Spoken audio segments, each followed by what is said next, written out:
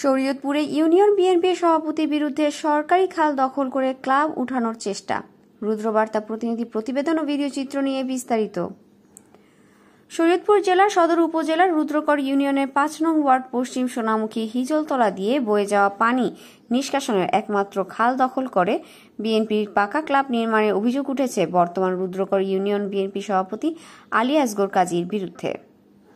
সরেজমিনে গিয়ে দেখা যায় পৌরসভার মনোহর বাজার দিয়ে হিজলতলা বাজারের মধ্য দিয়ে পূর্ব সোনামুখী কয়েক হাজার কৃষকের একমাত্র পানি নিষ্কাশনের ব্যবহার উপযোগী সচল খালটি। পানি নিষ্কাশনের জন্য গত ২ বছর আগে সরকারিভাবে খালটি খনন করা হয়, কিন্তু সরকার পরিবর্তনের সাথে সাথে সুযোগ সন্ধানী রুদ্রকর ইউনিয়ন বিএনপির সভাপতি আলী আসগর কাজী প্রভাব খাটিয়ে বিএনপির নামে ক্লাব উঠানোর চেষ্টা চালাচ্ছে। এতে এলাকার কৃষক পড়েছেন বিপাকে। নাম প্রকাশে অনিচ্ছুক এক এলাকার কয়েকজন প্রবীণ ব্যক্তি জানান, এখানে বিএনপির ক্লাব উঠানোর জন্য আসগর কাজী পাকা ভবন নির্মাণ করার চেষ্টা করছে।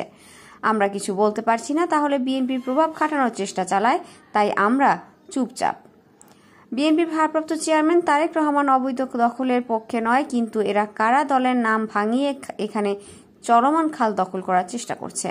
তাই দলের নেতাদের কাছে অনুরোধ এবং উপজেলা প্রশাসনের নজরদারি করছি, এখানে দ্রুত পদক্ষেপ নেওয়া দরকার। এমনকি শরীয়তপুর জেলা প্রশাসকের দৃষ্টি আকর্ষণ করছি।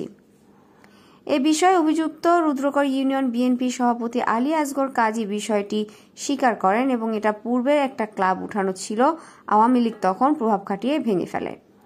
রুদ্রকর ইউনিয়ন বিএনপি বসার কোনো স্থান নেই, তাই বসার জন্য ক্লাব ঘরটি বানানোর জন্য উদ্যোগ নেই।